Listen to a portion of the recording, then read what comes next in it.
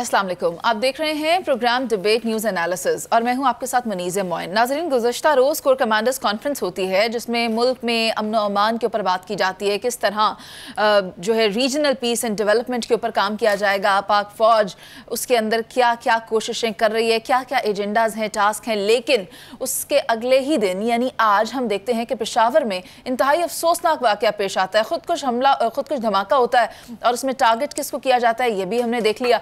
8 अफराद फिल वक्त जो हैं वो ज़ख्मी बताए जाते हैं, जिनमें कुछ क्रिटिकल भी हैं। तो ये दोनों चीज़ें साथ साथ तो नहीं चल सकती हैं कि एक तरफ जुल्म हो रहा है, दूसरी तरफ हम अमन की बात कर रहे हैं। There has to be a way out. वो क्या होगा उस पर बात करेंगे। इलेक्शंस की भी बात हो रही है कि इंतखाबात कब होंगे, असम्बलियाँ कब तहलील होंगी, अपनी मुद्दत पर होंगी, 8 तारीख को होंगी या 12 को होंगी, उसमें क्या क्लैरिटी है उस पर भी बात कर लेंगे। प्रोग्राम के तीसरे हिस्से में बात होगी कि जो हमने देखा फौजी अदालतों में सिविलियन ट्रायल का केस है और आज चीफ जस्टिस साहब ने यह वाजे कर दिया है कि सिविलियन के जो केसेस हैं वो फौजी अदालतों में होने की कोई पॉसिबिलिटीज़ नज़र नहीं आ रही हैं। उसमें क्या क्या हो सकता है, इस पर बात करेंगे। पैनल में मेरे साथ पीजे मीर सर, जावेद इकबाल साहब और नवीद चौधरी साहब मौजूद हैं। नवीद साहब, आपकी तरफ आती हूँ। सबसे पहले आपने भी देखा कि चीफ जस्टिस साहब ने वाजे कर दिया है, तो फिर होगा क्या अब, आपको क्या लगता है? बहुत शुक्रिया। देखें, फौजी अदालतों के ख़िलाफ़ जो केस है ये रोज़े अव्वल से ही हमें अंदाज़ा था कि ये किस तरफ जाएगा। उसकी बुनियादी वजह क्या है? सबसे पहले तो मैं इस बात का एतराफ़ करता हूँ कि जो हम ख्याल बेंच है सुप्रीम कोर्ट का या हम ख्याल जजेज़ हैं वो बहुत ओपन काम करते हैं। उन्हें कोई पर्दा नहीं होता कि वो साथ साहबा की अगर काल पकड़ी भी गई है तो वो कहते हैं ठीक है, हम नहीं सुनना केस, सारा मामला।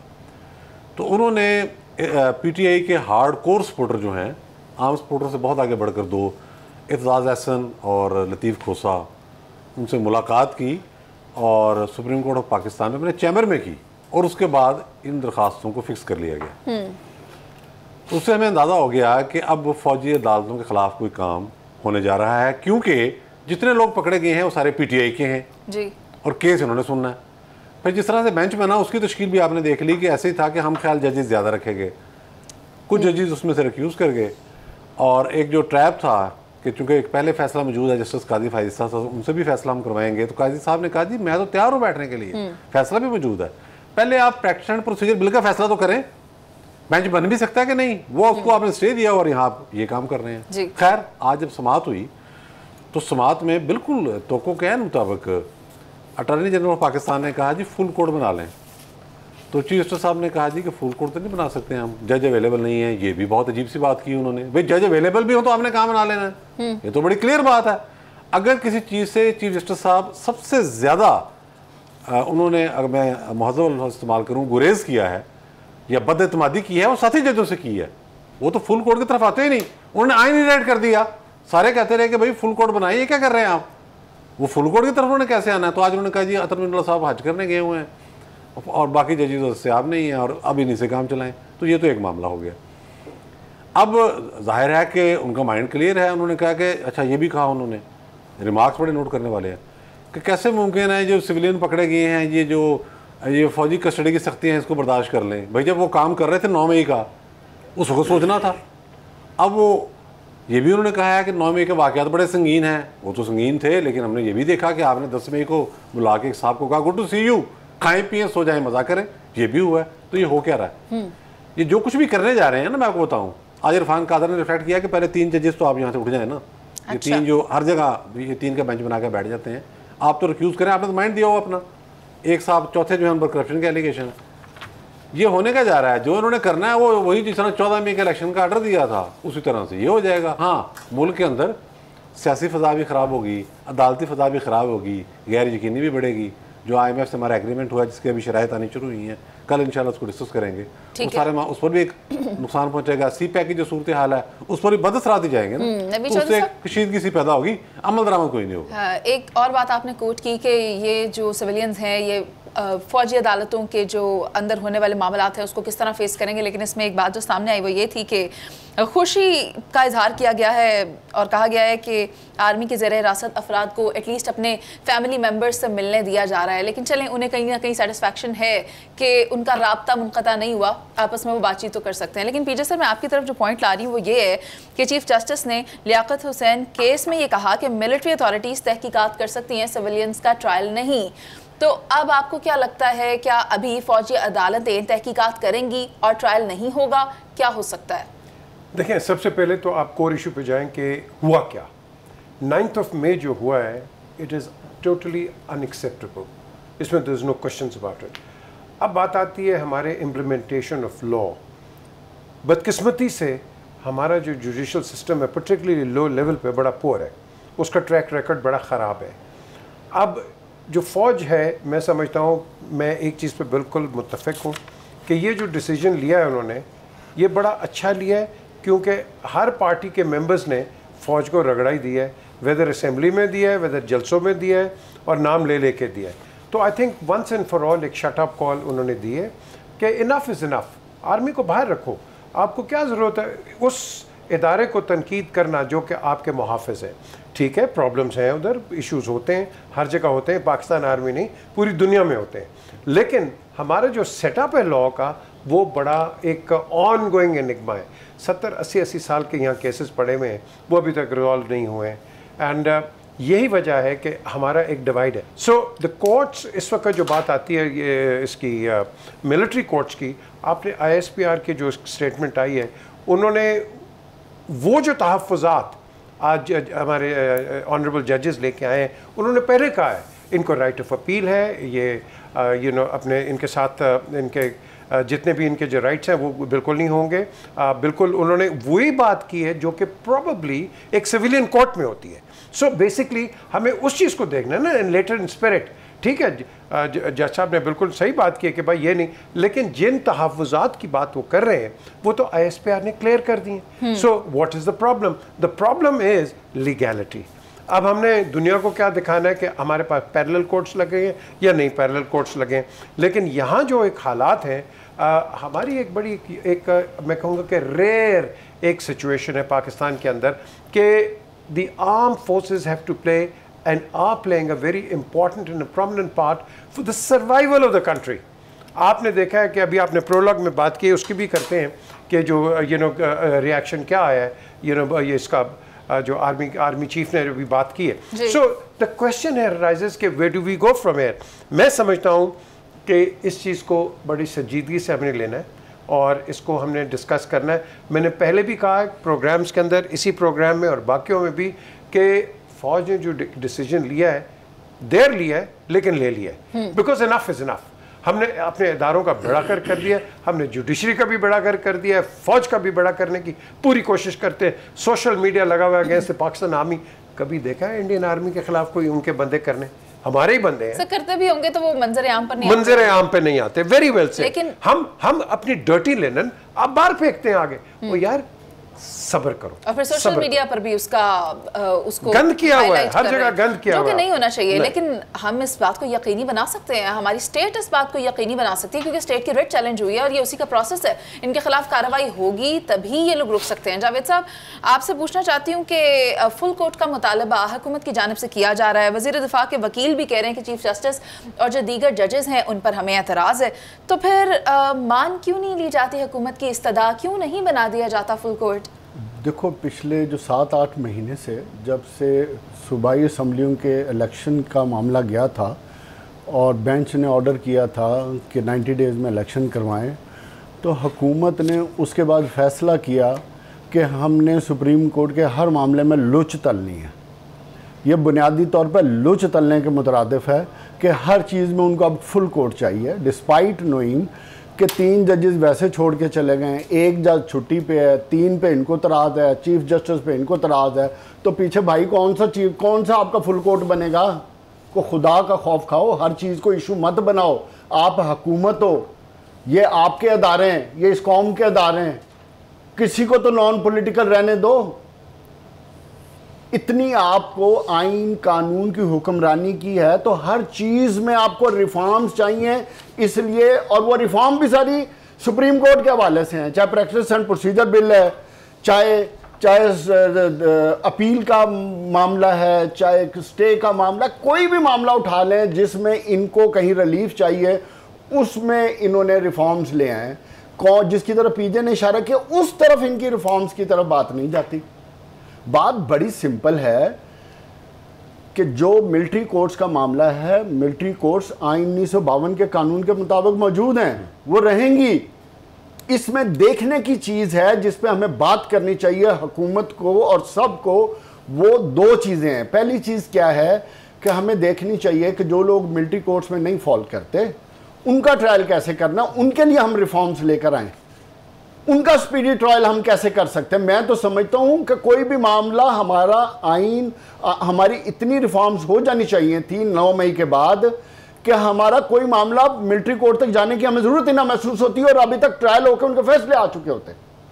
लेकिन हमने उस तरफ जाने की बजाय हमने सारा गंद उछालना शुरू कर दिया, अपनी इसको 9 मई को भी पोलिटिसाइज करना शुरू कर दिया और अपनी सियासी दुकान चमकाने के लिए परफॉर्मेंस गवर्नेंस की बजाय हमने 9 मई को एक ऐसी चीज़ बना दी कि उसी पे हमने सियासत की। और आप उठा कर देख लें, 9 मई के अलावा कोई गुफ्तगू नहीं करता हुकूमत, सुबह से लेकर शाम तक अपनी गवर्नेंस के बारे में कोई बात नहीं करते। और दूसरी इंपॉर्टेंट चीज़ जो मैं बात करना चाहता हूँ, मिलिट्री कोर्ट्स में सिर्फ वो केसेस जाने चाहिए, कम से कम केसेस हों, पहली बात। दूसरी बात, वो केसेस जाने चाहिए जिनके हमारे पास क्रेडिबल एविडेंस है, जो लोग डायरेक्टली इन्वॉल्व हैं, जिन्होंने लाइन क्रॉस की है, जिन्होंने आग लगाई है, जिन्होंने एक्टिवली डैमेज किया है, उन लोगों को मिलिट्री कोर्ट्स में ट्रायल करना चाहिए, ना कि जियो फेंसिंग में अपनी ख्वाहिशात के मुताबिक हुकूमत अपनी डर्टी लिनन जो पीजे मीर बात करते हैं साफ करने के लिए मुफ्त के आम शहरियों को इन्वॉल्व करते रहेंगे। देखो, ट्राई टू अंडरस्टैंड, बात यह है कि कौम में वो जो खलिश है उस खलिश को हमने ख़त्म करना है। हमने अपनी फौज को इस सिस्टम से अलग रखना है। लेकिन आप सर, हमला किस पे किया गया, जिन्होंने किया उनको नहीं छोड़ना चाहिए। तो नहीं छोड़ेंगे, हम एक ही बात पर हैं, यही तो मैं कह रहा हूं ना, हम एक पेज पर हैं। उनको नहीं छोड़ना चाहिए। मैं ये कहता हूं कि दो हिस्से होने चाहिए उनके। एक वो लोग जो डायरेक्ट इन्वॉल्व, जिनके हमारे पास क्रेडिबल एविडेंस है, जिनको हम बाद में हाई कोर्ट और सुप्रीम कोर्ट में प्रूव कर सकते हैं। ठीक है, हमें उनको सख्त से सख्त सजा देनी चाहिए। जावेद साहब, हम सब यही बात कर रहे हैं कि जो भी हो जाए, जावेद साहब आपका पॉइंट आ गया और अभी हम सब इसी पेज पर हैं, इसी पॉइंट पर हैं कि चाहे जो भी हो जाए इंतशार फैलाने वालों के खिलाफ कार्रवाई होनी चाहिए और जो भी रिट ऑफ द स्टेट को चैलेंज करने वाले अनासर हैं उनको उनके मंतकी अंजाम तक पहुंचाना चाहिए। लेकिन हमें यह भी नहीं भूलना चाहिए कि जो हमने देखा 14 मई वाले इलेक्शंस के ऊपर जिस तरह की सूरत हाल हुई, वी डू नॉट एक्सपेक्ट कि दोबारा उसी तरह ये वाला केस भी उसी पैटर्न पर डील किया जाए। मगर हम ये देख रहे हैं कि सियासी मामलात में हम इतने उलझ चुके हैं कि शहर का, मुल्क का अमन दाव पर लग चुका है। पेशावर में जो आज सानेहा पेश आया उस पर बात करेंगे एक ब्रेक के बाद। आप साथ रहिए।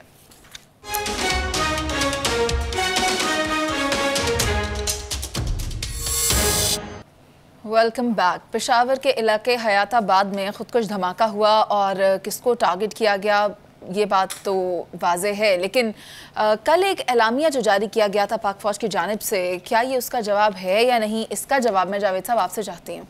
बिल्कुल इसका जवाब है और हमें इसे जवाब ही समझना चाहिए। और जिस तरीके से मैं समझता हूँ कि अफ़गान हुकूमत ने रिस्पॉन्ड किया था आज से 2 दिन पहले कि जो दोहा अकार्ड है उससे पाकिस्तान का कोई ताल्लुक़ नहीं है। और दूसरा, जिस तरह पाकिस्तान के आर्मी चीफ ने भी डायरेक्ट कह दिया और बड़ी स्ट्रेट बात, और मेरा ख्याल है कि बात को स्ट्रेट ही करना चाहिए कि अगर अफ़गानिस्तान से स्लीपर सेल ऑपरेट हो रहे हैं, अगर उधर से पाकिस्तान के ख़िलाफ़ साजिशें हो रही हैं और अगर अफ़गान हुकूमत उन पर कार्रवाइयाँ नहीं कर रही है, इर्रिस्पेक्टिव ऑफ दैट उनके पास रिसोर्सेज हैं या नहीं हैं, तो फिर मेरा ख्याल है कि हमें अफ़गानिस्तान को ही मुर्दे इल्ज़ाम ठहराना चाहिए कि वो अपने इलाकों को कंट्रोल करें। आफ्टर ऑल वो ज़िम्मेदार हैं। बुनियादी तौर पे 2-3 चीज़ें देखने वाली हैं। हमने अपनी फ़ॉरेन पॉलिसी को भी देखना है कि हमने पिछले 30-40 साल से जो अपनी फ़ॉरेन पॉलिसी बनाई हुई है, हमें इस पर भी नज़र दौड़ाने की ज़रूरत है। और दूसरा, जो 40 साल में हमने अफ़गानिस्तान के हवाले से पॉलिसी बनाई, कभी हम तालिबान के साथ थे, कभी गुड बैड तालिबान बनाते गए, कभी हमने हुकूमत के ख़िलाफ़ हो गए, कभी तालिबान के ख़िलाफ़ हो गए। हमें इस चीज़ को भी देखना होगा कि इस वक्त जो तालिबान की हुकूमत है, मैं ये समझता हूँ वो ये भी समझते हैं कि अगर हमने जो तहरीक तालिबान पाकिस्तान के ख़िलाफ़ कार्रवाई करते हैं, जो इनके साथ मिल के उधर जंग लड़ते रहे अमेरिकन के ख़िलाफ़, तो फिर कल को पाकिस्तान की सिचुएशन ऐसी आ जाए, वो फिर अमेरिका के साथ मिल जाएं, तो हम किधर खड़े होंगे। ये एक वो क्वेश्चन है जिसको हमें आज एड्रेस करना है। और तीसरी इंपॉर्टेंट चीज़ देखो, आज हमारा बॉर्डर जो 2800 किलोमीटर का तकरीबन, उसको हमने फेंस तो कर लिया, लेकिन उसमें देखने की चीज़ है एवरी डे 50,000 से लेके 1 लाख लोग अफगान रिफ्यूजीज आते हैं। वो आते हैं तो उनकी शक्ल में जो टेररिस्ट आते हैं, ये उन्हीं की कार्रवाई है। ये वो वाक़यात हैं जो हमारी ट्राइबल बेल्ट से लेकर बलूचिस्तान की पूरी बेल्ट जो अफगान बॉर्डर के साथ लगती है, उधर ये वाक़यात हो रहे हैं।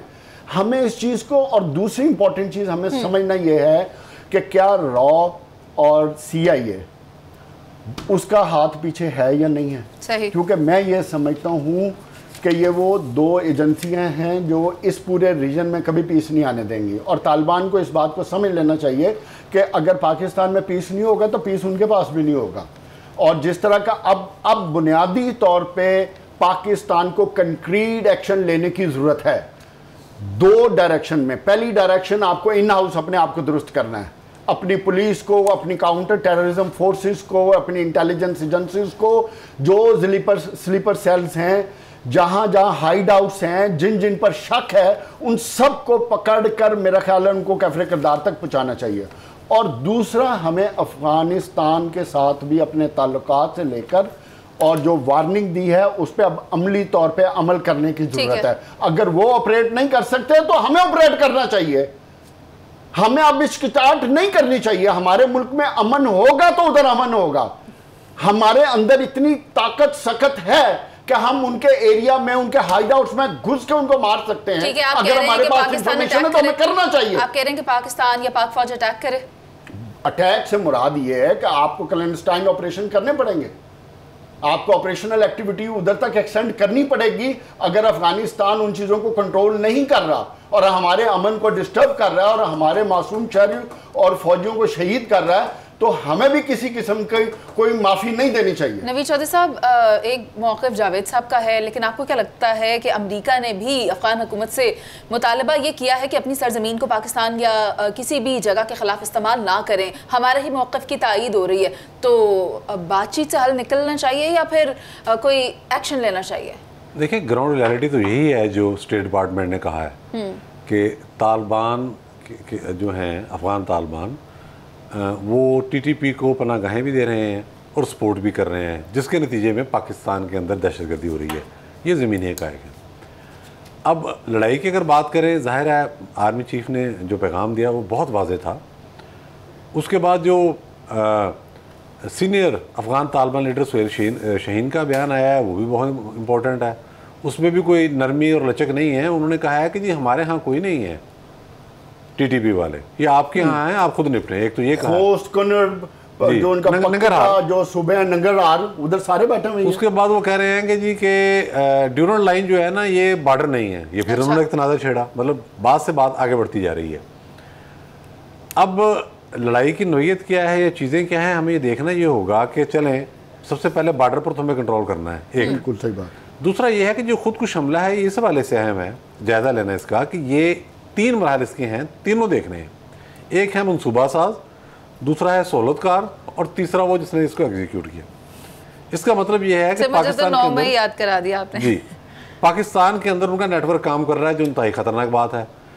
जब हमने ऑपरेशन ज़र्ब-ए-आज़म शुरू किया था, पूरी कौम एक हो गई थी APS के बाद 2014 में, तो उसमें क्या किया था कि कॉमिंग ऑपरेशन हुआ था, सहूलतकारों को ज़्यादा सख्ती के साथ डील किया गया था। अब मैं आपको रिपोर्ट दे रहा हूँ जो स्टेट ऑफ पाकिस्तान को रिपोर्ट मिली है।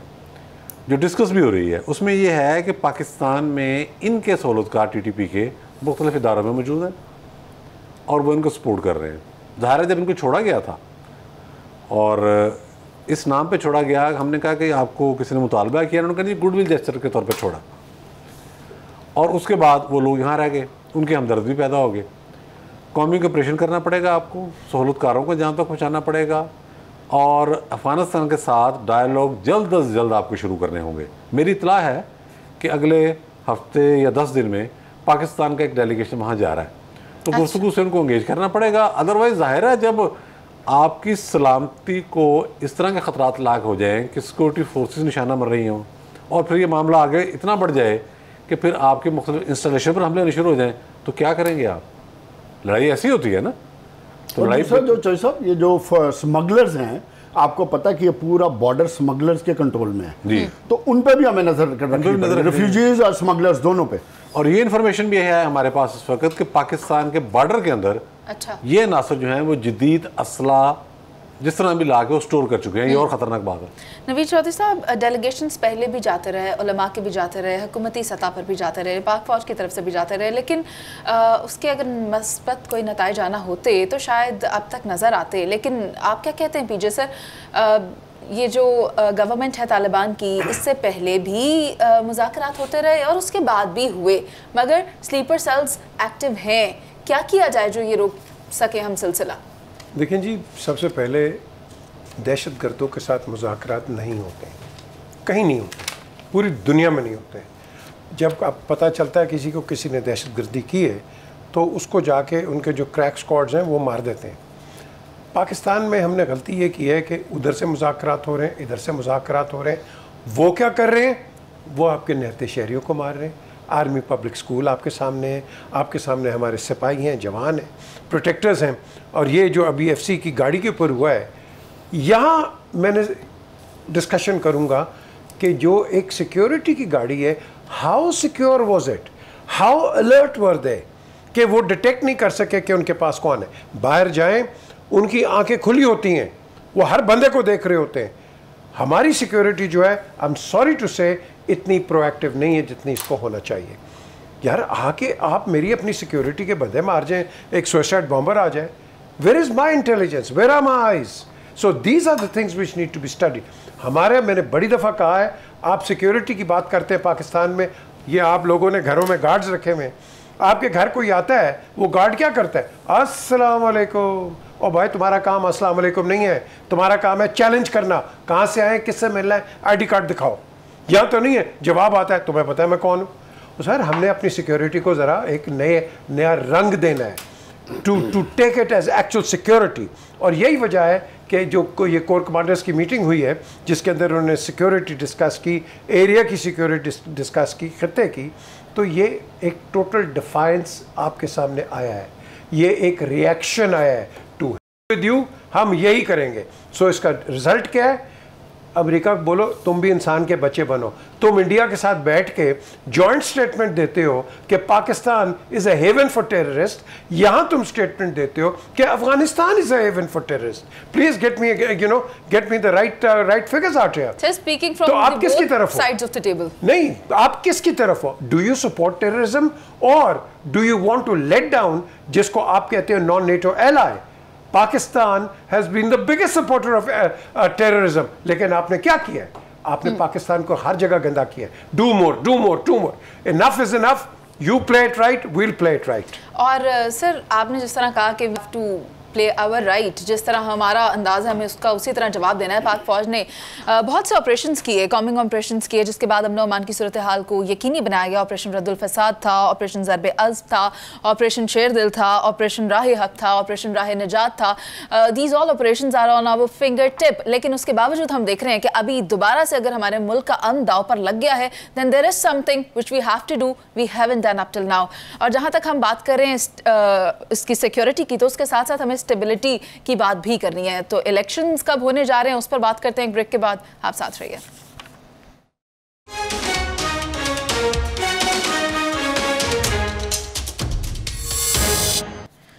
Welcome back. Pakistan People's Party और नून लीग में 8 अगस्त को कौमी असम्बली तहलील करने पर इत्तेफाक हुआ है या होने के करीब है, इस पर हमें बात करनी है पीपल्स पार्टी ने, लेकिन ये ज़रूर जाहिर कर दिया कि सिंध असम्बली को कौमी असम्बली के साथ ही तहलील किया जाएगा। तो पॉसिबिलिटीज़ क्या हैं पीजे मीर सर, आपको क्या दिखाई दे रहा है? देखें जी, इसके बड़ी मैं समझता हूँ कि इसके इश्यूज खड़े हो सकते हैं। अच्छी बात है, अनाउंस कर दिया, अल्लाह करे ये इलेक्शंस हो जाए, लेकिन lastminute.com पे हम सारे काम करते हैं, कोई ऐसी बीच में चीज़ आ जाए नहीं बिकॉज ऑफ दिस हम इलेक्शन नहीं करा सकते, and in the larger interest of the country हम इनको आगे भी ले जा सकते हैं, जो कि कॉन्स्टिट्यूशनल एक प्रोविज़न है। लेकिन यहाँ ये लोग ज़रूर सोचेंगे कि चीफ जस्टिस जो रिटायर हो रहे हैं सितंबर में, हम चले गए कि हमारे पीछे कोई केसेस ना पड़ जाए, हमें कोई डिस्क्वालीफाई ना कर दे, हमारे ऊपर ऐसी कोई वो आपके लिए जजमेंट ना आ जाए जिसके ऊपर ये इफेक्ट हो जाए। सो ये भी एक फैक्टर है which I hope may and may not happen, because anything is possible right now, क्योंकि जज साहब तो जा ही रहे हैं, तो जाते जाते final parting shot could be anything, ये भी मैं आपको बता दूं, and you will have to wait and see. So the question is कि दोनों असेंबली आप डिज़ोल्व करें, लेकिन at the end of the day मैं I don't want to be pessimistic, I want to be an optimistic. I've always been optimistic for Pakistan, और इंशाल्लाह ये आगे जाएगा। हम एक क्राइसिस में है, लेकिन ये इलेक्शंस जो है इसका रिज़ल्ट को एक्सेप्ट नहीं करेगा, ये मुझे इस चीज़ का डर है।